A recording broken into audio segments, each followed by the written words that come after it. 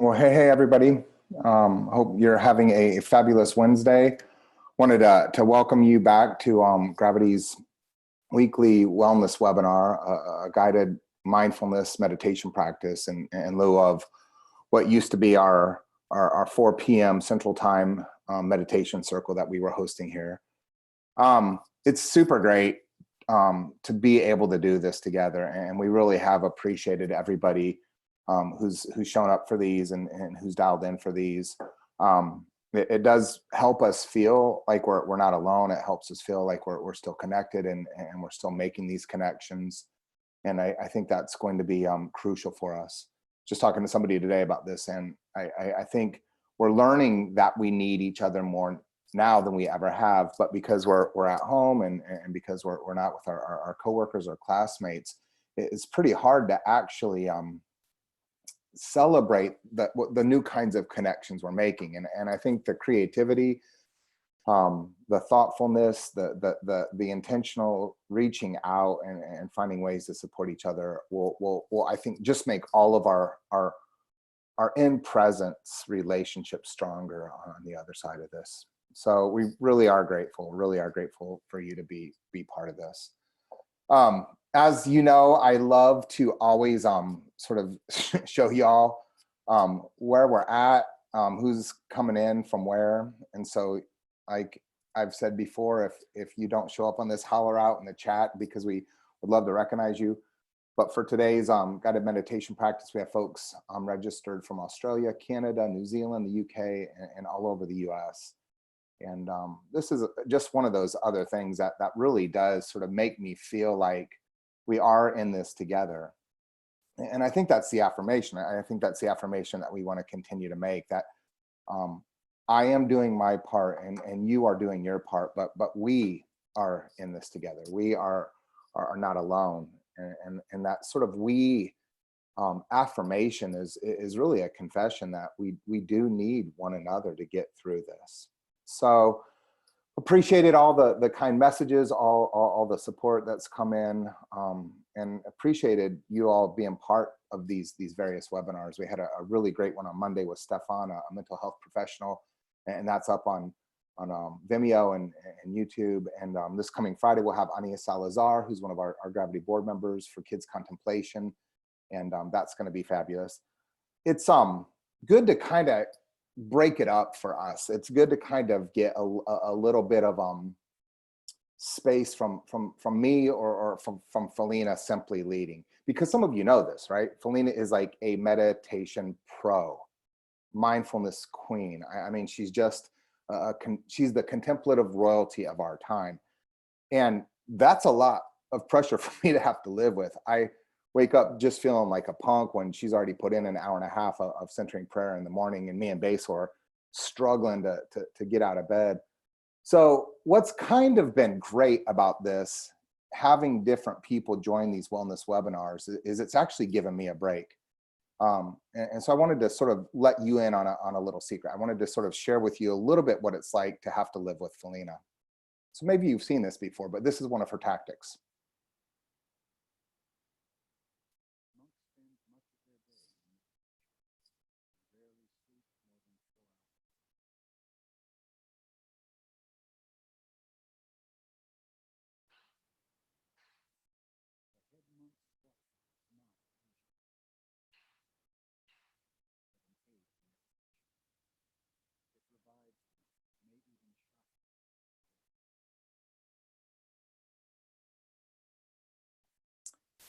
So you can imagine with a head monk in this house like Phileena, it is a great break, a great opportunity to just come and be with some of you guys in these virtual spaces.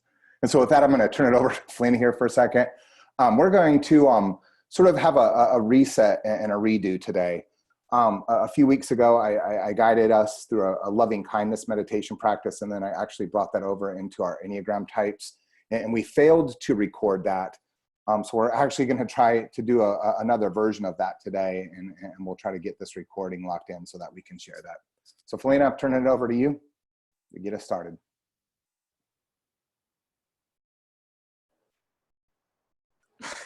Okay, thank you, Chris. It's never a dull moment around here, especially during a pandemic. Thank you for getting us started off on the right note. So with that, I do want to help us come into the present moment. So as we are transitioning from getting here to being here, I want to take us through a grounding practice that will allow us to deepen our presence in the now. And we're going to go through all of the five senses. So if you would begin by starting with sight. So just kind of taking in the sights around you and noticing what you see. Just being mindful about what is in your line of vision.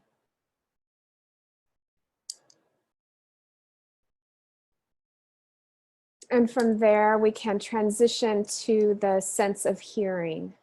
And so taking a moment to see what your ears are picking up.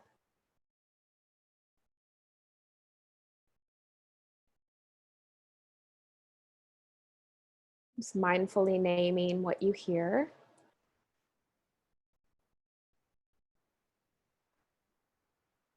And next, moving to the sense of smell.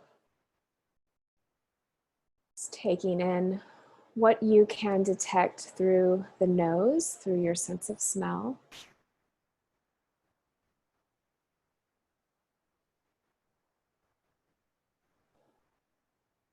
And checking in with your sense of taste.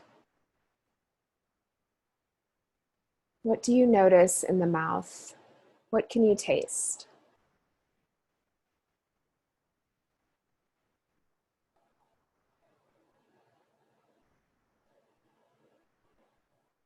And finally, your sense of touch. Noticing the felt sense of your clothes on your skin, your body sitting in your seat.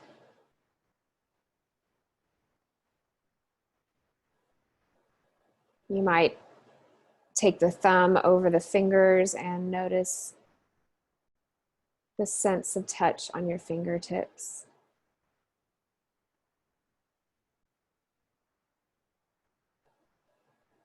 And now deepening the breath, inhaling together here deeply from the belly, and exhaling completely. Again, inhale and exhale. Once more, inhaling and exhaling. And then you might place your palms up for a moment here, just focusing all of your attention on your palms.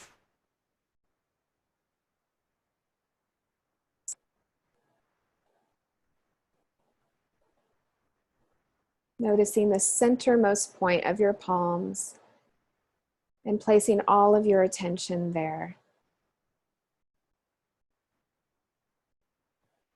You may notice a sensation tingling in the palms of the hands, radiating outward from that centermost point of your palms, through the full palm, through the fingers, the thumb.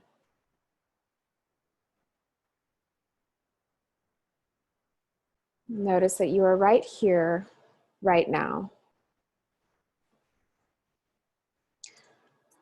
I'm going to offer a reading today from Pixie Lighthorse's book called Prayers of Honoring Grief. I've been going to this book almost daily since the pandemic started. It's a beautiful book of prayers rotating around the 4 directions with journal prompts for each direction, east, west, north, south. And the reading I want to offer you today is from the prayer for honoring coping. So just settle in and listen to this prayer. Thank you for this day of remembering my tools. On days when I am forgetful and in pain, let me become still enough to summon them into my hands and heart. Fortify my knowledge that amnesia and anesthesia do not allow me to stay in the flow, that they are the great and silent burdens that clog and complicate my life. Help me stage my own resistance, confront my obstacles, and compose the voices within me that build resilience. Thank you for every breath, stretch, moment of outreach, and helpline. Thank you for spaciousness, patience, and all that I've gathered to manage my emotions. Thank you for the people who will listen while I am feeling around in the dark. Let me value the process of growing my resources for grappling with the challenges life rolls toward me. Eliminate my thought that I can't handle one more thing. Remove my malignant, shame-filled thought patterns that find me stuck in loops, deeming my losses not worthy of my attention. When I am centering my whole focus on the sharp and unjust bite of injury, let me relentlessly revisualize the headquarters where signals and transmissions are taking place. Remind me that fear of pain leads to tension, and tension leads to pain. Help me become graceful about respecting my states of being. Help me to notice when it is time to tend and cleanse and create space for myself. Help me to undercommit and underschedule myself while developing new strategies for survival. Show me how to take intensive care of myself rather than exhausting my energy in an attempt to meet trivial demands. When I think I'm at the end of my rope, remind me that I am the rope, and what frays me is overvaluing superficial, convenient responses to my deep interior experience. And so I'm going to welcome Chris back to lead us onward in a loving kindness practice. Thanks, Phileena. So like I said, a couple weeks ago, I introduced a loving kindness meditation and actually tried to align that with our Enneatypes types. And hopefully this won't be a disappointment for some of you who are part of that webinar, but we're going to do a version of that again. And like I mentioned, when I first learned this practice, it was at a real low point in my life. Things were sort of falling apart around me, and I was losing a sense of myself. I had been spending quite a bit of time with my therapist, and what he would frequently try to ask me to do is to find that tender part of myself, that vulnerable part of myself, that inner child that needed to be cared for, and then finding that actual sort of bit of my own fragility, my own sensitivity, trying to make sense of my feelings and to welcome them. I started to realize that actually grief is maybe my most honest emotion, right? We all know this, that in some ways we understand sadness anger to be disguised sadness. And yes, I can express my frustration and anger without actually having to sort of bring into awareness what it really is, without having to reflect on what's behind it. But man, grief, at least in my experience, is just honest. It is about loss, and it is about pain. And there is a tremendous amount of sorrow that comes in it. And I think that's what we're all experiencing right now is real losses.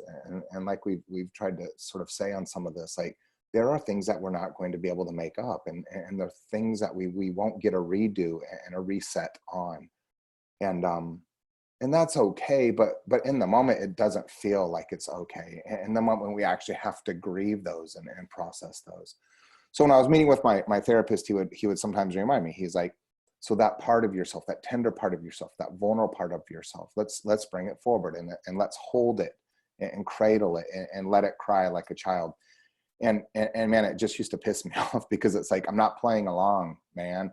And I sort of didn't want to sort of do these things, sitting there feeling self-conscious. And of course what that was this inner critic. It was all of this self-editing and self-critique that was actually limiting me in my own growth.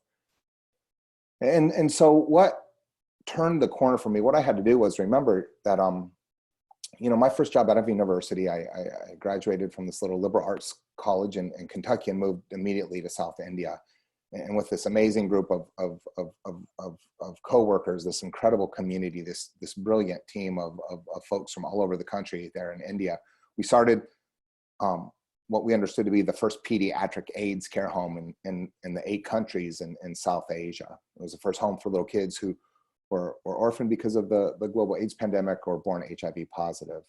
And it was an amazing time in my life. Some of you have heard me say things like this before. At a time in my life when I should have been visiting the delivery room celebrating my friends' new births, I was actually at grave sites burying little kids that we had taken in.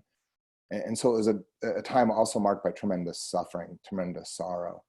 And I learned a lot. I learned a lot about myself. I learned a lot about human nature. I learned a lot actually about what it means to suffer and to accept suffering.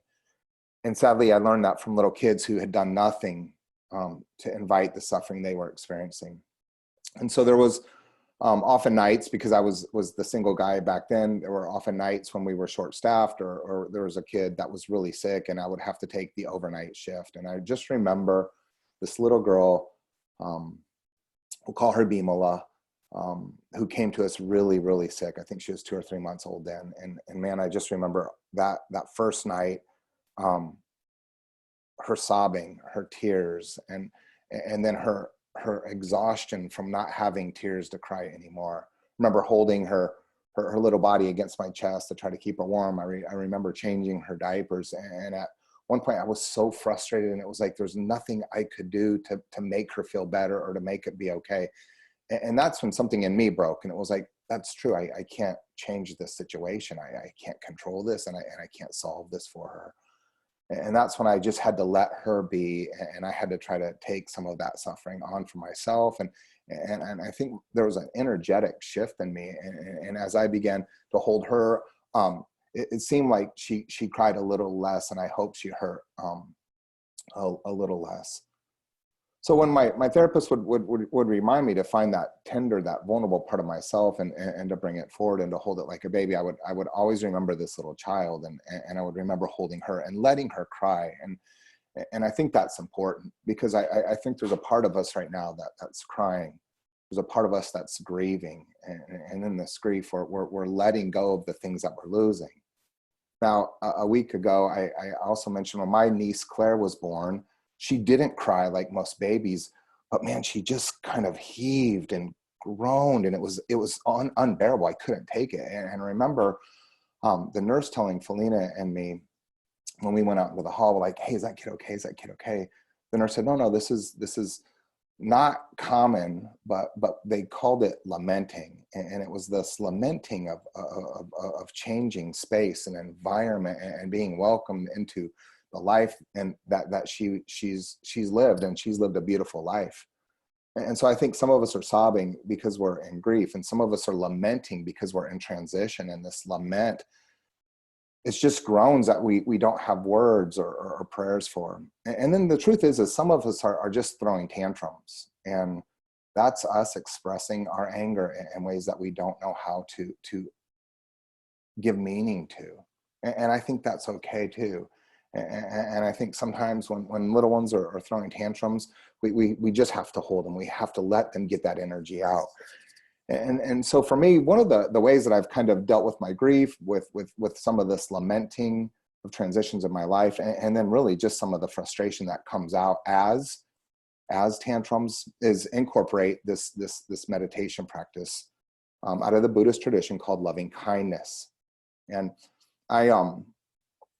I found it helpful a few years ago in particular because I came across the work of Daniel Wegner. He was a Harvard social psychologist. They say he was the founding father of thought suppression, or the ironic process theory. And so maybe you heard this, right? He was reading through one of Dostoevsky's books. I think it was Winter Notes on Summer Impressions. It was this journal of Dostoevsky traveling through Western Europe.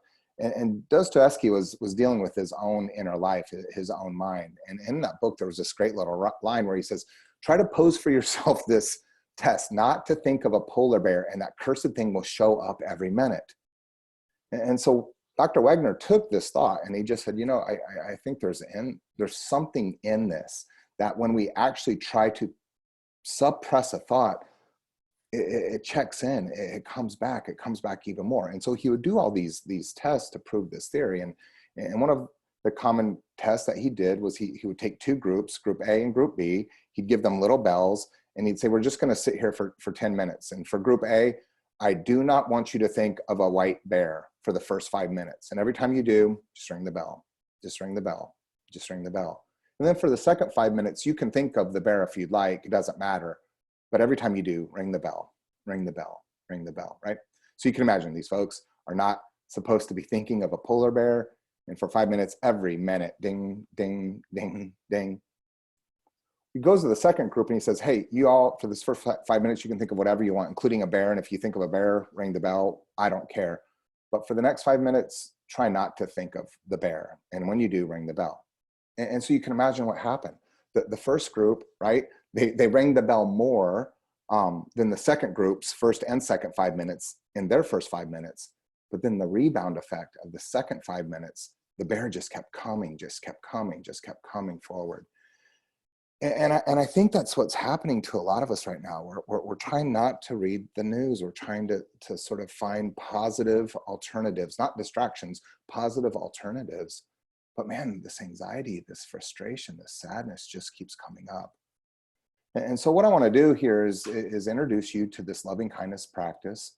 I'm going to put some prompts here on the screen, and I'm just going to simply guide you through this. And as I guide you through this, what I'm going to sort of help you do is define a practice for yourself. So the one that I sometimes use, and in this practice, you simply align your breath with the practice with 2 or 3 very simple mantras.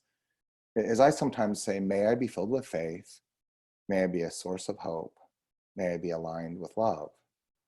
And I do this and I go over this.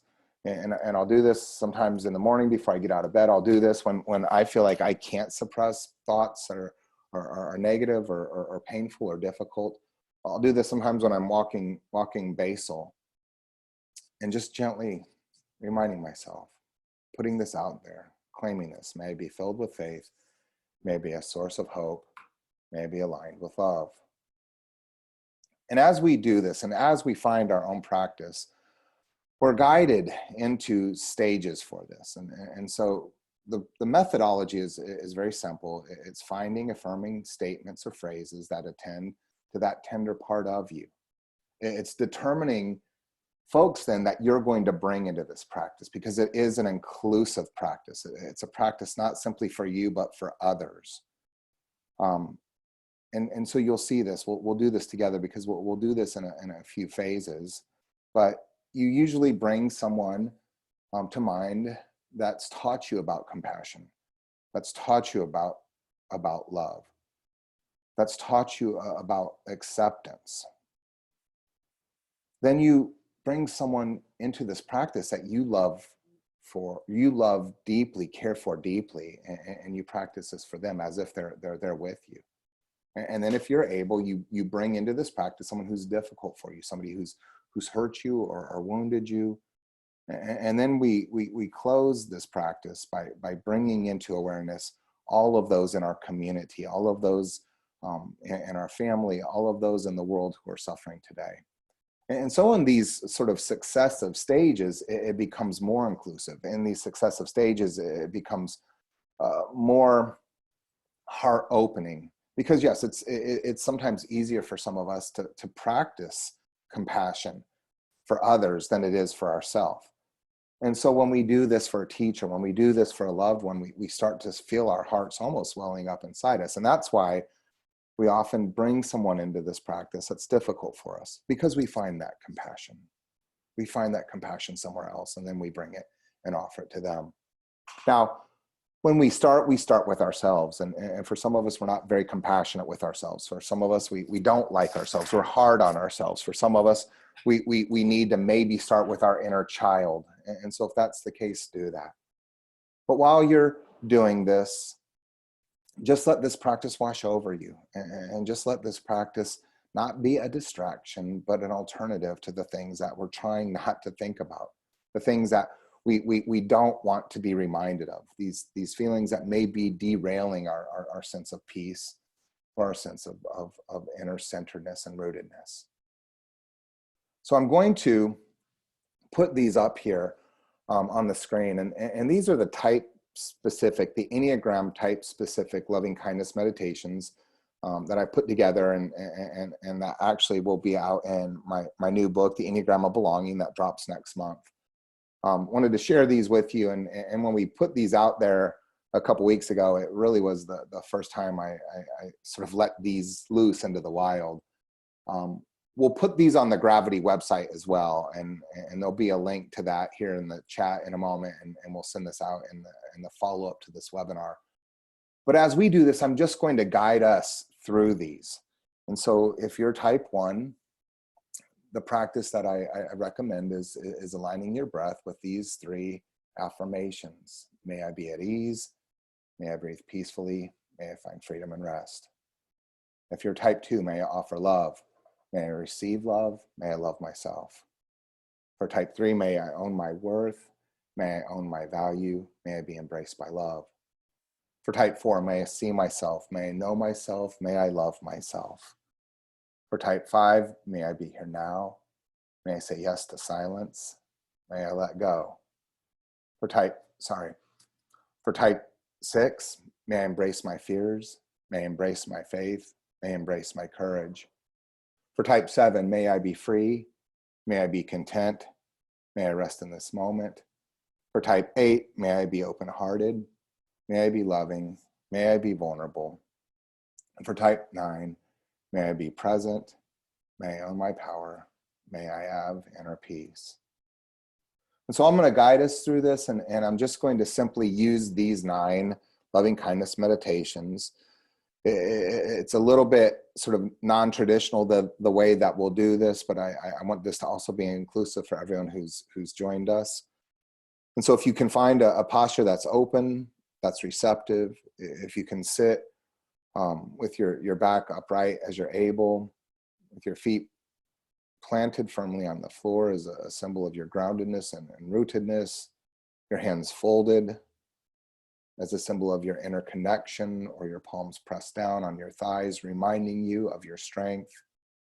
Or maybe you open your palms upward as a symbol of surrender, as a symbol of consent. Begin this practice with the sound of the bell. I'll guide us through this very gently, just for a few moments here. And then we're going to have Phileena come back, and we'll have a little bit of debrief and a little bit of conversation about the practice, or what's coming up in us during a practice like this, or just some of the ways that we're experiencing our own grief and our own sorrow and some of our own tantrums. So let me put the list here, and let's begin with the sound of the bell.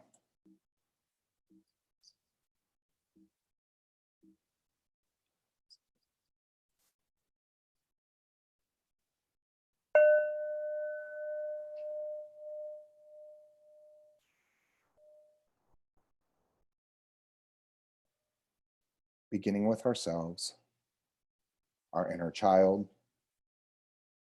the tender, the vulnerable parts of myself, the parts of myself that are afraid or confused, frustrated, sad, or angry. May I be at ease. May I breathe peacefully. May I find freedom and rest. May I be at ease. May I breathe peacefully. May I find freedom and rest. May I offer love. May I receive love. May I love myself. May I offer love. May I receive love. May I love myself.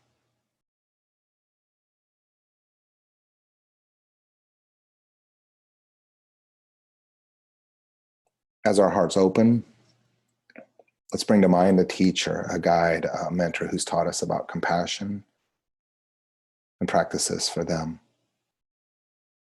May you own your worth. May you own your value. May you be embraced by love. May you own your worth. May you own your value. May you be embraced by love. May you see yourself. May you know yourself. May you love yourself. May you see yourself. May you know yourself. May you love yourself.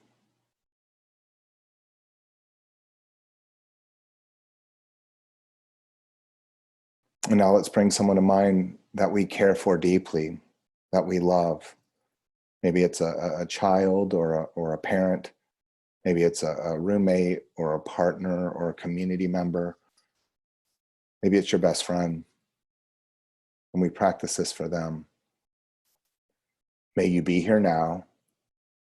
May you say yes to silence. May you learn to let go. May you be here now. May you say yes to silence. May you learn to let go. May you embrace your fears. May you embrace your faith. May you embrace your courage. May you embrace your fears. May you embrace your faith. May you embrace your courage.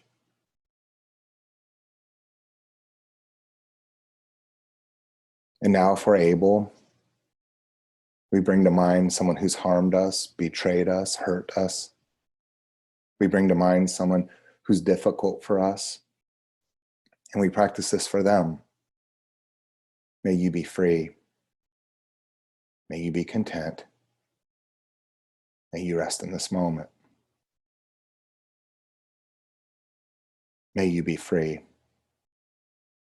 May you be content. May you rest in this moment. May you be open-hearted. May you be loving. May you be vulnerable. May you be open-hearted. May you be loving. May you be vulnerable.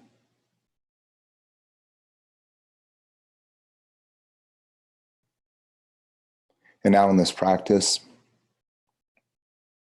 hopefully with hearts bursting with compassion, acceptance, gentleness, and kindness, we practice this for our community. We practice this for the folks in our zip codes, our cities and our states and our countries. We practice this for the folks who are the most vulnerable. May you be present. May you own your power. May you have inner peace. May you be present. May you own your power. May you have inner peace. May you be present. May you own your power. May you have inner peace.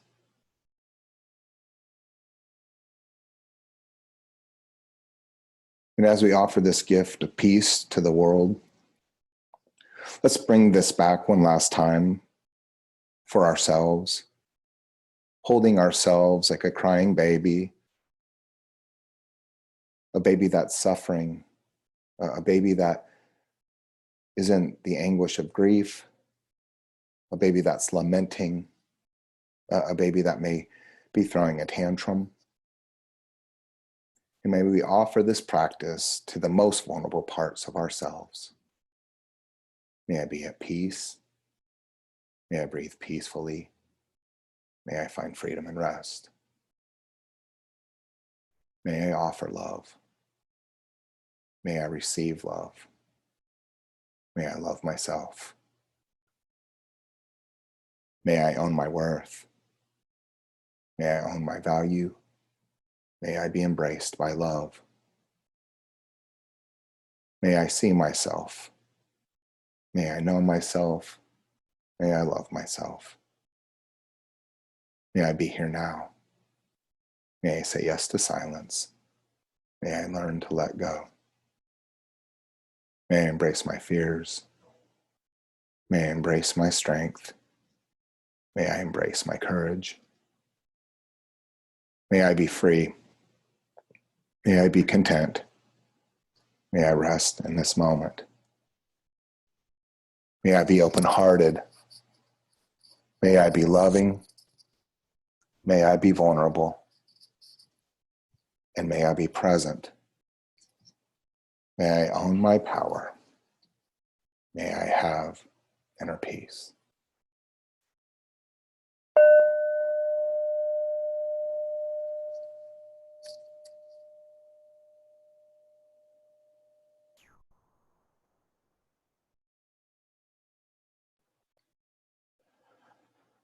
Thank you for practicing. And thank you for allowing yourself to just give you a moment of compassion and acceptance.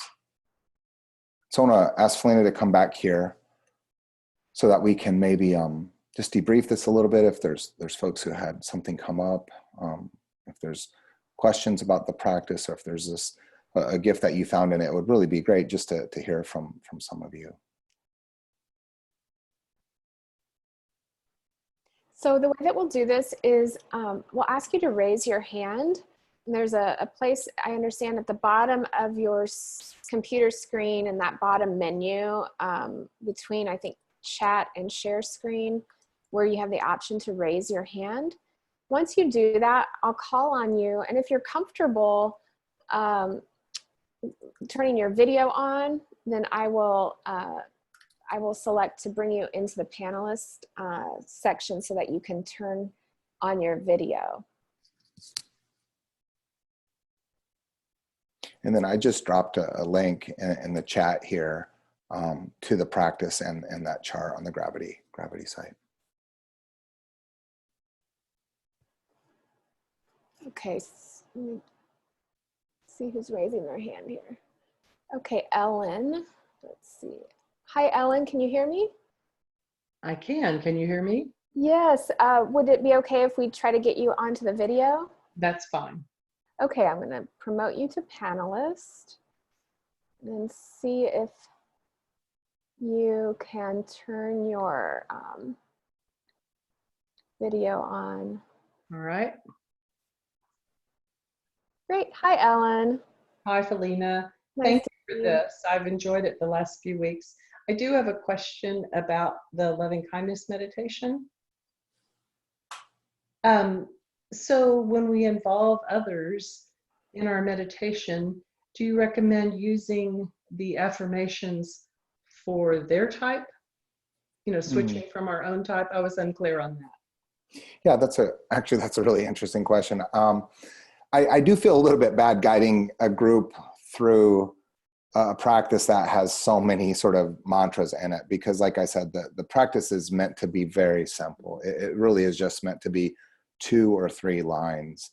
And these are lines that I think each of our souls or our inner child will help us find. And so I really think in its best form, you bring your own mantra up. I just wanted to sort of make it easy for folks, and especially for folks who are trying to bring their Enneagram type into how they nurture and nourish their spirituality. And so I imagine that some of those Enneagram type specific mantras aren't going to land, probably, especially with type 4s. But if you do have that kind of awareness of some of the folks that you're bringing into the practice, and you know their type, I think that's a great way to utilize that. So Thank you. Really insightful.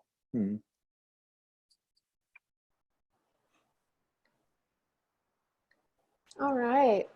How's everybody else doing? Would you like to engage us here? Okay, looks like Brad is interested in connecting.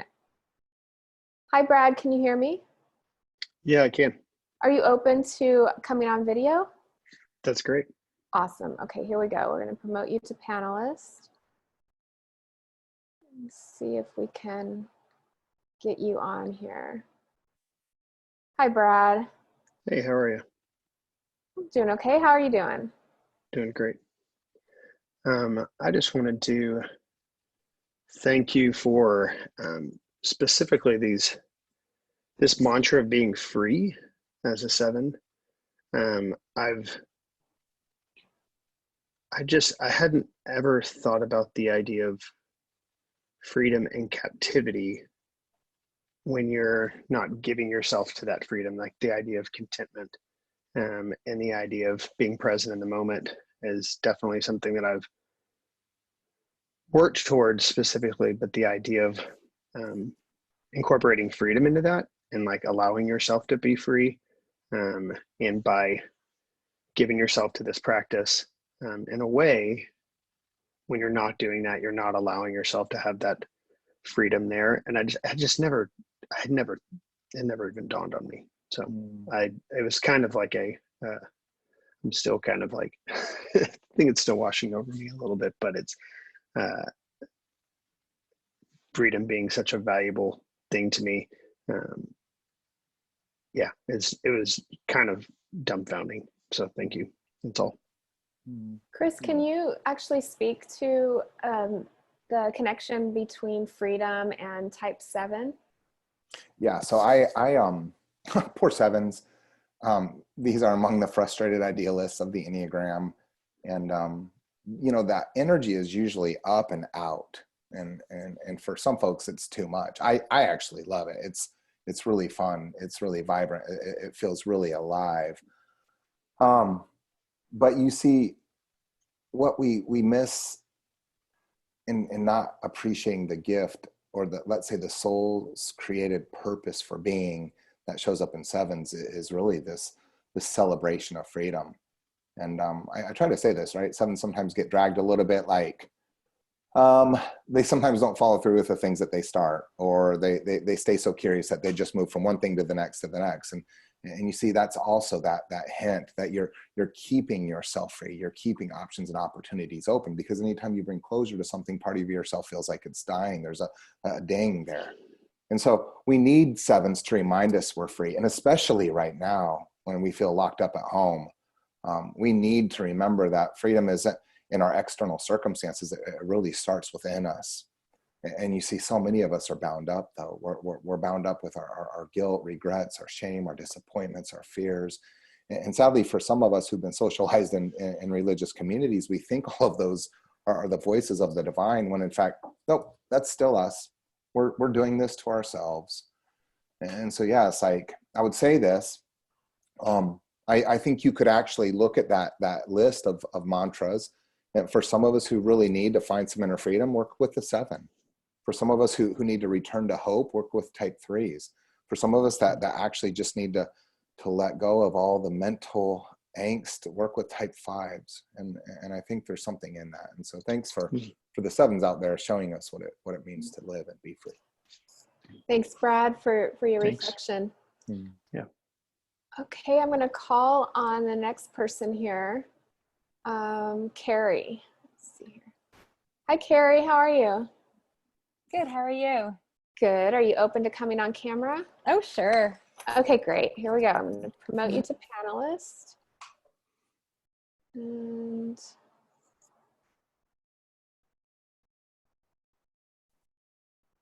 Awesome. Hi. yay, hi. So I just had kind of just a curious question. So I identify as a type 1, and I have for a long, long time. And I was actually on this webinar the other week when you did this love and kindness experience, and I really appreciated it. And both today and the last time, I really found myself drawn to the mantras of the type 8.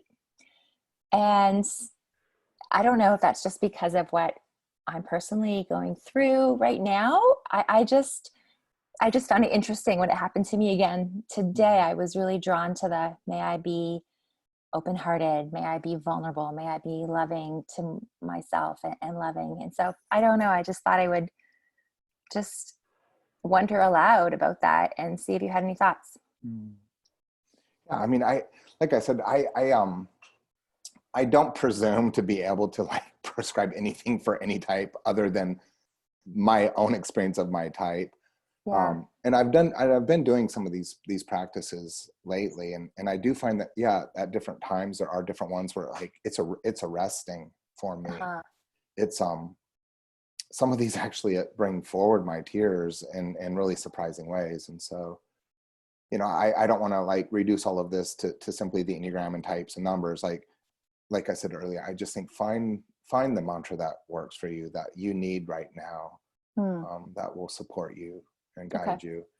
And yes, like when I started this years ago, it was, my mantra was, sorry, like this is my inner critic self-critiquing, and I shouldn't be saying it like this, but I used to think, this is so stupid. This is the dumbest loving kindness meditation ever. And it just used to be, may I be loved, may I have peace. And that was it. But man, I worked with that one for a year and a half because I actually needed to know that, to accept that. And so it should be a gentle practice. It's just exactly what you need. Yeah, no, I love it. I think I'll go with the 8 for now and see where that leads me. Great. Thank you, Okay. Carrie. Yeah, It's good to see you. Thanks for You being too. with us. Yeah, I loved it. Okay, I'm going to call on the next person here. Christine. Hi, Christine. Hello. Would you be open to coming on video? I would love to see you both. Okay, And I'm okay with that. excellent. Let's do this.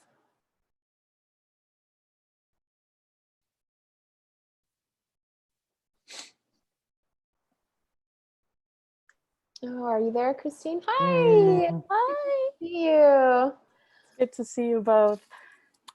I'm just, Chris, thank you. I'm just so happy to kind of feel your presence through this screen. But also to thank you both for doing this and for the loving kindness. My heart is like kind of like trying to jump out of my chest. And part of it is like I woke up, actually. It's so very strange, Chris, that you're talking about grief today.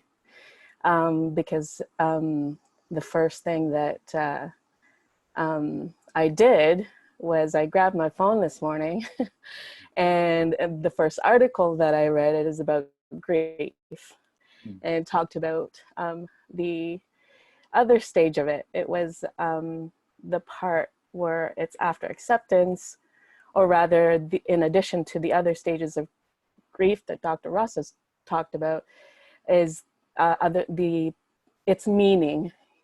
This other doctor talks about meaning.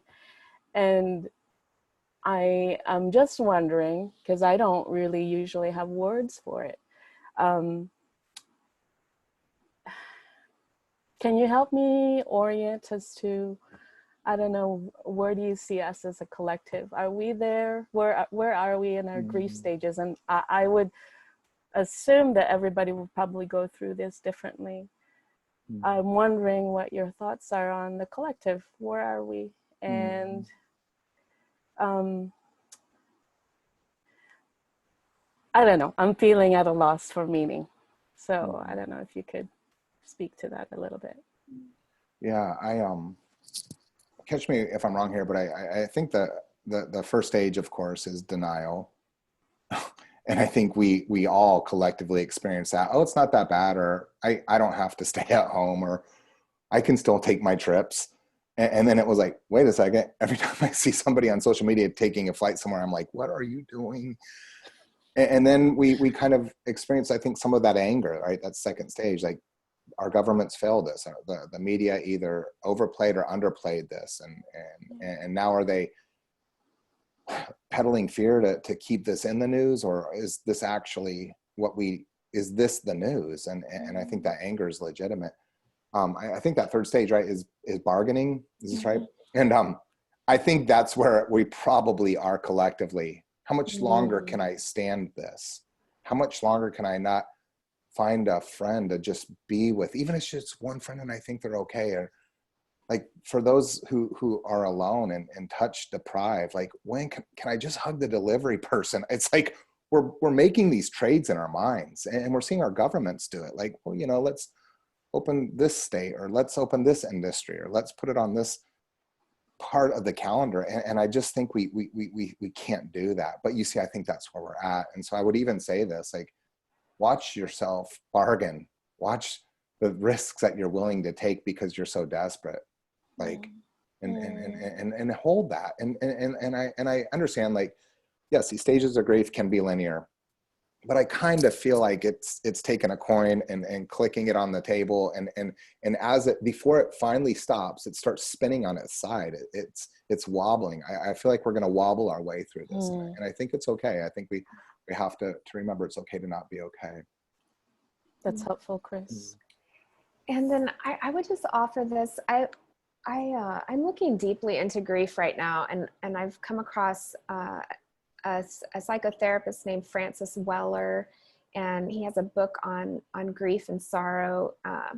Maybe we'll put the book title in the email that will go out to you all, so you have reference for this. But at any rate, he's bringing to my attention the importance of grief for a life of meaning, that grief is connected to vitality, actually, but that our Western modern societies are so disconnected from grief that we have cut off part of our life source. And so this gives me a lot of hope that what we're experiencing now is forcing us into a personal and collective grief, that we can no longer deny the sorrows of life. We can't, being numbed out to it or forgetting it. Just like the reading I read earlier, she mentions that as well. It's like those coping mechanisms no longer work. We're forced in this moment to really continue to face our grief. So let's take hope that as we learn to nurture this grief, to tend to it, that we will unlock sources of life and meaning. Wow. Thank you so much. It's great to see you, Christine. Great to see you both. So we are nearing the end of our time together. Chris, you have a call at the top of the hour. So do you want to bring this time together to a close? Sure.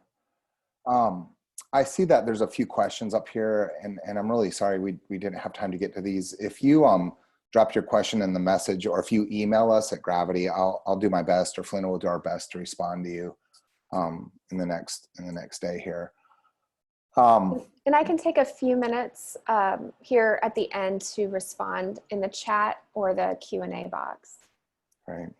I will say this. I feel weird kind of like hustling these things.